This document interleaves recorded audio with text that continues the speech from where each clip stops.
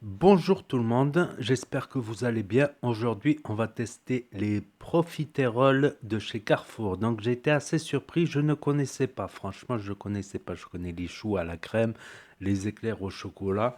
Mais comme ça, dans des pots, je ne connaissais pas. Donc en regardant ici, ben, ce que je me suis aperçu, c'est que ça ressemble aux religieuses. Vous savez, les boules au-dessus des religieuses. Vous voyez ce que je veux dire? Donc, forcément, ça devrait ressembler un peu à un éclair au chocolat. Donc, voilà, on va regarder quand même les ingrédients avant la dégustation. Pouh, il y a trop d'ingrédients, c'est pas la peine. On va passer directement à la dégustation. Donc, il m'en reste deux, j'en ai déjà goûté deux. Donc franchement, à un moment, je me suis dit, j'espère que c'est pas une sorte de baba au rhum. Vous voyez ce que je veux dire? Une sorte de baba au rhum, parce que je doute que, voilà, la boule, la pâte, elle reste bien ferme. Pas ferme, mais limite croquante, on va dire. Vous voyez ce que je veux dire?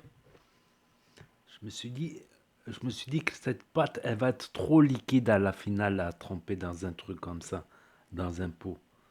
En fait, là, il y a du chocolat. On va goûter.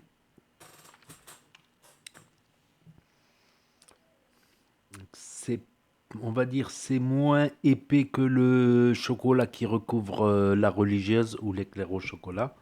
On va passer directement à l'action. Hop. Donc voilà, il y a un peu de chocolat et ici il y a de la crème blanche. Donc on va goûter.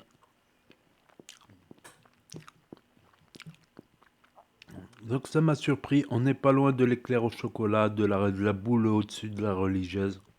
C'est exactement ça. Et la pâte, elle n'a pas pris l'eau. Voilà, elle reste ferme. C'est même surprenant, franchement. Je m'attendais pas à ça. Je m'attendais plutôt à une sorte de baba au rhum. Un peu, vous voyez, la pâte imbibée de liquide, tout ça.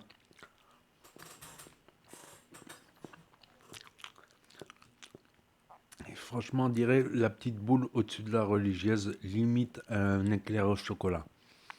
Après, ça ne vaudra jamais un éclair au chocolat fait main, artisanal d'une boulangerie.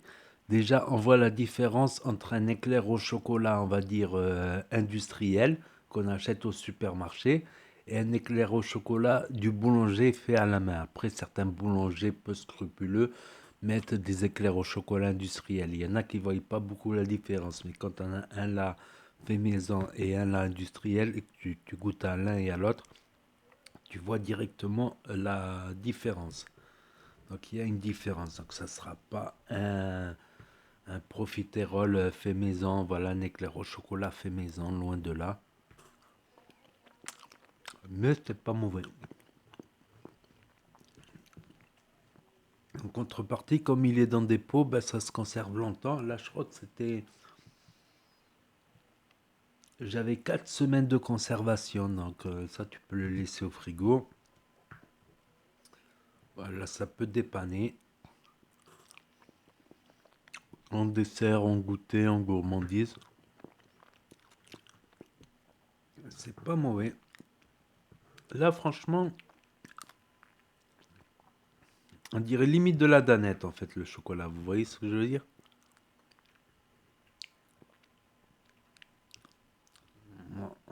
Limite danette, un peu plus épais, un peu plus sucré que la danette, on va dire.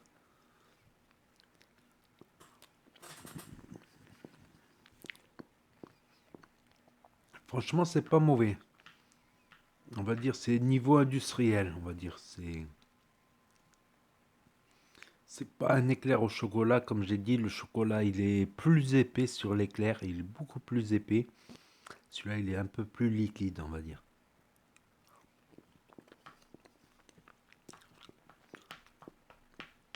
Ça limite danette, un peu plus sucré que la danette, on va dire. Donc voilà, franchement je l'ai pris par curiosité pour pouvoir le tester, aussi en faire une vidéo par curiosité. Franchement, je m'attendais à pire que ça. Franchement, c'est pas mauvais. On va dire, c'est pas mauvais. C'est au niveau d'une religieuse industriel, voilà. Donc n'hésitez pas à mettre un gros pouce bleu si vous avez aimé la vidéo, à commenter, à vous abonner et je vous dis à très bientôt pour de nouveaux tests alimentaires et dégustation. Tchuss!